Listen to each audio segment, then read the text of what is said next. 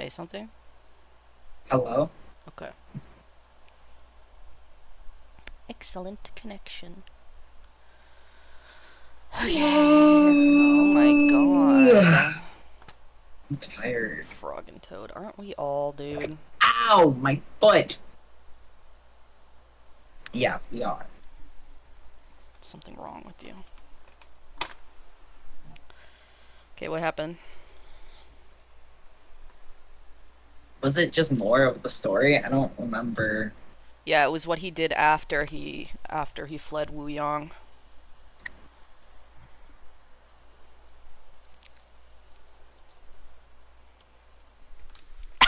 I know it, but it's just not coming to my head. He basically it was like um he's kept his cultivation so he like could live really fucking long. And he um the kiln was making all these like demons and stuff, so he was going out to like fight all these demons. Because they were a result of the kiln, and he ended up over the past like 1,000, 2,000 years, he ended up finding that the kiln like was a weird space that was blocked out from everywhere else. He found his three companions, who were the mountain spirits. He was using fake the fakes that he made as like placeholders for his three friends, and they all four of them were state preceptors of Shenle, and he was watching Shilian for a long time. He became the state preceptor of Shenle. He put on a disguise, changed his name, and was in heaven. And he knew that he found out that Jinwu was the emperor in heaven, and he was like, "Oh, what happened to his face? My friends aren't there anymore. Maybe he like was better or whatever," but he wasn't better. And they had like kind of like a do they know? Does the other one know? Kind of relationship. And he was talking about Jinwoo's fascination with Shilian and how he wants him to be his successor, and how he said that phrase before he ascended the first time, body and abyss, heart in paradise, basically just like doesn't bother me. You know, what happens doesn't bother me. Live, laugh, love. And he was really pissed about that. And he was also revealed that he was the fortune teller was who told the Xi Qingxuan's family that he like was gonna get haunted, and he wanted to help with Xi Qingxuan's fate, but he was like tied up at the time. Where does that Yeah. end?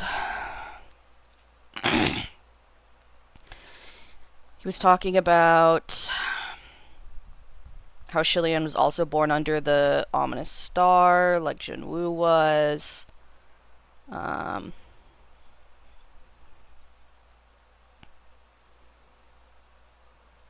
where am I? Where the freak am I here?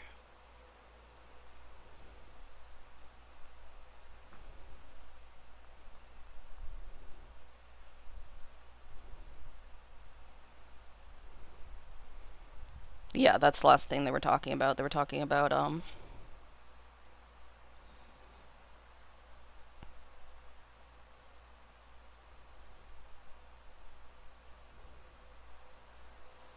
yeah. So that ends.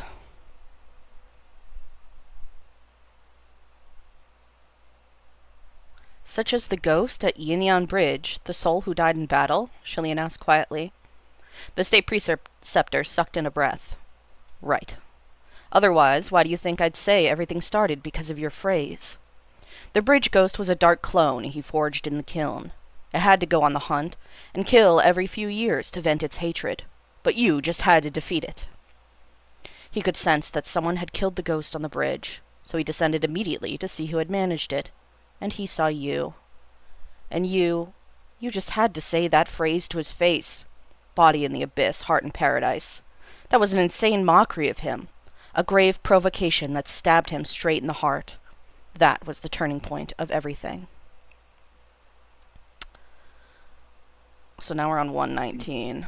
The White Emperor sets deadly... What? He rage baited him. Yeah. The White Emperor sets deadly tests in secret.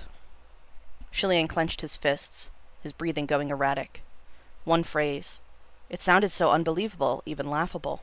But he couldn't laugh at all. There's more besides those monsters, the State Preceptor said. Your Highness, do you remember that child you saved at the city wall? And how I was so shocked when you brought him to the royal holy temple?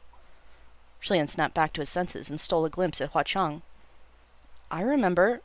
What disturbed you about him? You said he was... A star of solitude, the State Preceptor exclaimed, then continued darkly. At the time, I sensed that the child was heavily saturated with evil chi. Its abundance was incredibly abnormal. I only learned the truth after I reunited with the other three kingdoms. Did I read this already? I feel like I read this to you already.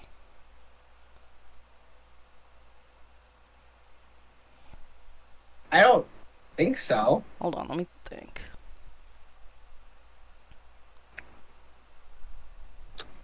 Okay, no, I didn't. I was just remembering me reading it, rereading it. I sensed that the child was heavily saturated with evil chi. Its abundance was incredibly abnormal. I only learned the truth after I reunited with the other three in the kingdom's domain. Not only can the kiln produce monsters, it can also curse. Just as you were able to disperse your own good fortune, the kiln can also disperse its accumulated misfortune, releasing it to rampage across the land. The hour of the child's birth was already extremely perilous. If his fate was fortunate, it would be the best of fortunes. But if it was unfortunate, it would be the worst of misfortunes. He probably absorbed all the misfortune the kiln had dispersed on the day he was born, which was how he became so terrifying upon entering the world. Mount Tai Song was almost razed to the ground when he set foot upon its soil. The longer Shilian listened, the more alarmed he became, and he slowly turned to gaze at Hua Cheng. They were clearly discussing Hua Cheng's own affairs, but the man's expression didn't change. He simply gave Shilian a smile. Under normal circumstances, that child's parents would have died early. If they didn't, they would have scorned or abandoned him, the State Preceptor continued. Better if they did die, as he would have otherwise suffered their endless abuse. He wouldn't have lived past 18, and he would have caused those around him to die as well, to separate, to suffer misfortune, as if disaster itself was reborn. That's why I told you at the time to quickly get rid of him, to not get close. Shilian couldn't listen for a moment longer. Master, please, don't say any more. The State Preceptor nodded. I'll stop. I was just giving you an example of how scary the kiln is. Shilian didn't know what to say, but Hua Cheng chuckled and said, It's not as scary as it seems, but the State Preceptor's fortune-telling really is quite accurate. When Shilian realized that Hua Cheng likely hadn't lived past 18, his fingers trembled. Hua Cheng reached out with one arm and gently covered Shilian's chilly hands, palm to back. Although their skin was equally icy, there was warmth where their hands touched. He set many tests for you, the State Preceptor said. The human face disease epidemic of Shenle was the first. By his judgment, you would have passed it if you chose to unleash the plague upon young Anne. He would not have banished you, and he even would have helped you cover it up. He would have made you into his trusted heir, one who would reach the top in your first step and defy the heavens in your second. But your answer was wrong. Do you fucking mind? You're always coughing. What is wrong with your throat? I'm sorry. I feel like you know what's wrong with my throat. I don't know what's wrong with your throat. Get a fucking image of your throat. My God. How are you gonna... Girl, I'm about to show you a fluid that you're not used to. Why did you bring that? Okay, stop fucking coughing. Stop fucking inhaling your... I'm sorry. I'm sorry. Continue. He should have given you another elaborate trial during your banishment, but you still didn't give him a satisfactory answer, and so you were immediately beaten back down the moment you ascended. A pale, smiling mask appeared in Shilian's mind. After a pause, he said quietly, "That was actually my own request." "Guga, trust me. Even if you didn't request it, he had thousands of ways to send you back down," Huacheng said. "But he defeated White No-Face," Shilian said. "Who didn't actually die," Huacheng noted. "Then why go through all that trouble?" Shilian asked. "Of course, White No-Face could have just killed you," the State Preceptor said. "But killing you was not what he wanted. Just as I already said, he really likes you. He doesn't want you to die at all. He only wanted you to become the person he had been trying to forge you into." Killing you wouldn't achieve that end," Huacheng added. You would never change if you had died in that state, and he'd be able to accept that even less. But White No-Face had no reason to let you off the hook so easily. What better way to solve this dilemma than to have the Heavenly Emperor descend to the mortal realm to vanquish evil and save you from the brink of death? Your trust and guidance for him would only grow. But he still failed to change you twice. He must have been extremely vexed. The second time you were banished, he had countless opportunities to educate you as you drifted in the mortal realm, and to lie in wait until you changed your mind, the State Preceptor said. Based on my observations, he calmed down during that time, but his calm was disrupted recently by your third ascension. If you had become nothing but a puddle of rotten mud, then he wouldn't have cared. But you, even though you've fallen to such lows, even though you've completely ignored everything he planned for you, you were still able to ascend for the third time. And still the same as you always were, completely unchanged. I don't know what was on his mind when he saw you again, but I'm certain he planned to set out more tests for you. "It's obvious, seeing all he's done recently," Huacheng said. "Guga, think back. What happened after you ascended for the third time?" Shilian quickly pulled himself together, and after a moment of contemplation he said, "The first incident was Mount Yujun, when I was dispatched to take down the female ghost Xuanji. I couldn't find the ghost groom at first. It was the fetus spirit who guided me with the nursery rhyme halfway through. I assume he told it to do so, but I just thought he was helping me with the case." "Helping you finish the mission, that's all," Huacheng said. "The direct result was Xuanji's arrest, but what about the indirect results?" "I stabbed the hornet's nest, that is General Pei's old relationship drama, and brought him a bit of trouble," Shilian ventured. "I suppose that could be considered a small test," the State Preceptor said.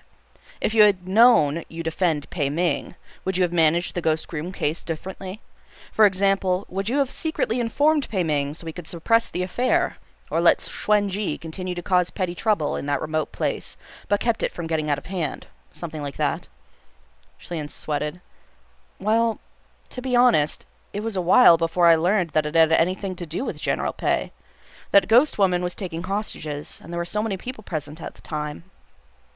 The arrow on the bow had to be loosed. There was no time to think about who might be offended." "Then, Guga, you had already made a decision," said Huacheng with a smile, and he continued to analyze the matter. "As for the second incident, an empty-shelled fake came to Puchi Shrine in the form of a cultivator and lured you to Banyu Pass. Let's temporarily skip the matter of who sent that fake. What consequences did that mission cause?" "General Pei Jr. was booted from heaven, and thus General Pei severed," Shilian answered. "Guga, your work in those two incidents helped him greatly with Pei Ming, and you also thoroughly offended Pei Ming himself," Huacheng said. "His involvement went completely undetected. You received all the backlash, but you still had to be grateful to him. If I'm not wrong, he kept a close eye on you through the past 800 years, Huacheng added. Guga, he probably also knows that you were once a state preceptor in Yong'an, and that you taught Lan Shou, yet he still sent you on a mission together. The way I see it, he must have done that with bad intentions." "Wait a second," the state preceptor said, his surprise apparent. "Your Highness, you went to Yong'an and took up the position of state preceptor? You taught Lan Shou?" "Yeah," Shilian replied. "You were the state preceptor Feng Xin?" the state preceptor asked. Yes. Is something the matter? Shilian asked. Shilian gave a brief account of his service, and the state preceptor replied, "He would definitely be furious with you if he knew about this." Gaga, regarding the Reverend of Empty Words, Huachang continued. At first you didn't want to get involved in that case, but you were still pulled in, though thankfully not too deeply. Neither Blackwater nor Shiwudu dragged those hundreds of fishermen into the heavenly tribulation in the South Sea. If not those two, who is most capable of something like that? Only after each incident had been laid out before him did Shilian realize the truth. Every step he'd taken since his return had been made under Junwu's close watch and guided by his hand. Huachang crossed his arms. I'm assuming that he's doing this for two reasons. First, his sick mentality drives him to throw test after test at you, to see what path you'll choose, endlessly hoping that you'll go down the one he paved for you. Second, he was probably using you as a sword to cut down other heavenly officials' power. The heavenly officials of the previous dynasty must have traumatized him deeply. Now he's hypervigilant and requires absolute control over everything. He tolerates no threats to his power or status, and allows no heavenly officials to catch up to him. And I think... Shilian was also mulling over the same points. Think what? When Shiwudu changed Shi Qingxuan's fate, and when Blackwater infiltrated the heavens in the name of investigation, Huachang said, do you really think he didn't suspect a thing? Shilian had been wondering about that as well. Could Junwu really have seen nothing from his seat on the highest throne? That was hardly plausible. He could directly examine every report and scroll that passed through Lingwen's hands. So was it truly possible that he never noticed the forgeries? The Watermaster committed such a heinous crime, and deceived nearly the entire world, but he lived peacefully for many years. Hey! What is that freak doing? Hey! Wants to eat a leaf. Hey!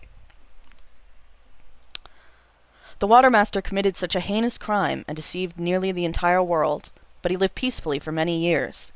He was conveniently only exposed when he started dominating the upper court. Perhaps he knew everything from the very start, but the Watermaster didn't threaten his status back then, so he made no move to expose him, Huachang continued. Exposing the matter early on wouldn't have necessarily worked to his advantage. A new Watermaster would ascend if Shiwudu was banished, and they might not have such an enormous transgression that could be used against them. I'd have been very displeased with Shiwudu if I were Junwu, but I wouldn't have needed to use my own hands if I wanted to get rid of him. All I'd need to do was wait. I would simply watch quietly as the Watermaster grew more and more outrageous, arrogant, and fearless, and when he finally exhausted my tolerance, I'd just leak the fate-switching affair to Blackwater. And Blackwater would of course avenge himself and his deceased family. Huachang continued to explain. As for him gathering millions of ghosts in the kiln to birth a new supreme, it was likely in order to... Shilian came to his senses and finished for him. Create balance. Yeah, Huachang said. He was probably delighted to welcome the birth of a malicious supreme, one that would cause havoc in the mortal realm. As long as there are creatures making trouble, there will be people praying. And a god's spiritual power was only made stronger by the prayers of their devotees. The state preceptor sighed. The four of us set out to stop the gathering every time the kiln opened, though we weren't always successful. And this time things have gotten even more out of hand. He killed a few of those vengeful Wu-Yang spirits, but he sent the majority off to the teleportation ray. And then he sent the rest of you away while he stayed behind to inspect and destroy some things. He assumed I would try to find you, so he rushed to the capital after taking care of Mount Tonglu.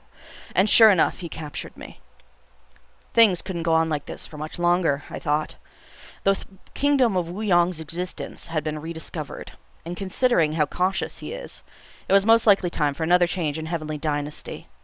If you'd all continued to suspect nothing, sooner or later you would have been buried, serving as the Heavenly Capital's foundation like the rest. And that little brat Feng Xin happened to bring Hongjing along, so I gave it my best shot. His spiritual power had grown so strong that Hongjing could no longer reflect the things on his face under normal circumstances. But since he had just battled the 3 mountain spirits, the lesions were tearing through again. I've pretty much covered everything. Do you have anything else you want to ask, Your Highness? Shilian was still thinking things over when Hua Cheng spoke up. I do. State Preceptor, do you still remember your Wu-Yang tongue? The kingdom of Wu-Yang has long been forgotten, said the State Preceptor, and no one uses its language anymore. My 3 friends and I have long since learned a new tongue. We still know the old language, but we rarely use it. He then confessed, nor do I really want to. Shilian thought back and realized that the State Preceptor hadn't been referring to him when he told the Mountain Spirit, His Highness is beyond saving, and he hasn't fully awakened yet. He'd been talking about White No-Face, who had possessed Lang Ying and was wandering around on a killing spree to gather enough power to recover. As for the corpse-eating rats that spewed human words, there had been a match among the possible candidates who could have infected him with their memories. Or 2 matches. In fact, Jinwu and White No-Face. And the fake skins of Fengxian and Muqing within the Cave of 10,000 Gods must have been simple for White No-Face to create, because Jinwu knew them both so well. He seemed to be leading me to believe that I was the Crown Prince of Wu-Yang, or that I am a part of his soul, Shilian said. Of course he was, the State Preceptor replied. Wu-Yang's existence could no longer be hidden, and anyone who learned of the Crown Prince of Shenle and the Crown Prince of Wu-Yang would think that they were very alike. It was the perfect solution, a way to make it all lead back to you. And if you begin to doubt yourself, to doubt your true heart, your actions, and your objectives, and begin to harbor the idea that I am the Crown Prince of Wu-Yang, it became much more likely that you'd repeat his fate. He was leading you to purposely make you walk the same road he did. It wasn't that the 2 of you were somehow destined to have similar paths. He simply couldn't tolerate the idea that a soul so similar to his own could have a different path. A long while later, Hua Cheng spoke up. I told you, they aren't alike at all. The State Preceptor had finally had enough and turned to him. You, young man, what's wrong with you? ... question mark. Hua Cheng had no response. There's a fucking image. Hold on. He's meeting the fucking in-laws. What is that picture? That's his mom meeting his Like, fiance. He's so kind and he's so polite. Shilian was startled and thought, what's wrong? The State Preceptor rolled up his sleeves and lectured Hua Cheng with a somber, heavy tone. I've been wanting to say this for a while. You, young man, what's with that insincere smile? Don't think you can be impolite towards me just because you're a Supreme Ghost King. Supreme Ghost Kings might be rare, but do you know how old I am? An elder of such exceptional age is far rarer. ... Hua Cheng cocked an eyebrow. Shilian rubbed his forehead. Master, it's not that San Lang is impolite, he's just too used to giving people that fake smile. The State Preceptor gestured to Hua Cheng that he should stay where he was, and then pulled Shilian aside and spoke to him sternly. Your Highness, I saw it. Huh? Shilian asked. What did you see? On top of that giant divine statue, the State Preceptor said. The giant divine statue? What happened on top of it? Shilian thought for a bit before suddenly his brain buzzed. He had borrowed spiritual power. Shilian started hacking and coughing. No, I just borrowed spiritual power. No, actually, it wasn't just that. Anyway, I was just... The State Preceptor's voice grew even more somber and earnest. Your Highness, what's going on? Is it because I was too strict? Or, since you've cultivated for so long and avoided women, have you changed your ways? That's not why, Shilian exclaimed, waving wildly. That's crazy. The State Preceptor was doubtful. Then, could it be a trait from birth? Well, I never noticed. Well, this part of you certainly isn't like him. Wait, that's not it either, Shilian cried. The State Preceptor puffed out a sigh. Don't worry, Your Highness. I'm not going to lecture you. I won't guide you on a topic in which I myself am not an expert. Besides, you've already been through so much, and gotten through it in one piece. So what's there left to worry about? Men or women, it doesn't matter, as long as you're happy. Shilian rubbed his forehead. Be who you are. Shilian rubbed his forehead until it turned red, and he said in a small voice, Yes, I'm very happy. Still, the State Preceptor added with glum confusion, But After being single for 800 years, how did you end up with the Supreme Ghost King? Schlian was taken aback. I'm not saying you've got bad taste, the state preceptor continued. It's not bad. I'm sure mature ladies and young maidens alike are fond of that type too. But a Supreme Ghost King is trouble, I'm telling you. Your Highness, you've got to think about you've got to think these things through, all right? Once somebody like that clings onto you, you can forget about ever ditching them. Master, hold on. I'm absolutely correct in this. By the looks of this Crimson Rains-out flower, his fortune must be so awful that it's twisted to hell and back. Not just bad, worse than bad. His evil chi is so suffocating that it assaults the mind, practically like... Huacheng was right behind them and said lazily, practically like the Star of Solitude, right? Shilian had been desperately trying to stop the state preceptor from talking, but with no success. Covering his face, he silently huffed behind Huacheng, who smiled and circled an arm around him as he raised his brows. My smile is certainly quite insincere, but to say to a man's face that he's the Star of Solitude, disaster reborn, the worst of misfortunes, the child of parents who are better off dead and unable to live past 18, that's not very nice, is it? The state preceptor was confused at first. Then slowly, his eyes widened. You are... That's the end. He's meeting the fucking in-laws. It's so funny. He's meeting Shilian's mom, basically. I can't believe. Like, did I make you gay? Did I do something wrong to make you gay? Because that's his fucking mother, basically. The woke mind He's virus, sick, yeah. bro. Well, because he made him abstinent for fucking 800 years. He made him be he's abstinent. Like, I guess I'm gay now. He's like, did it make you gay? I love how he's like, well, that's not from Jinwoo, so... He's like, well, Junwoo's not gay. Yeah, check again, bud. Hold on. Let me get a blankie. Aww, I guess it's a blankie.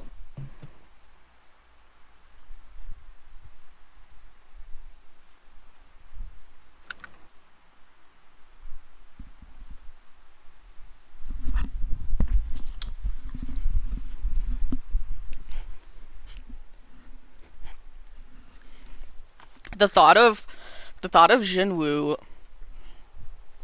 liking Mei Nanqing and then Mei Nanqing just being so oblivious that he just didn't know the entire time.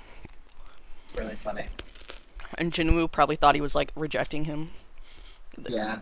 Like my brain is Were tickling. just like, why doesn't he like me? Yeah. It's like, guys.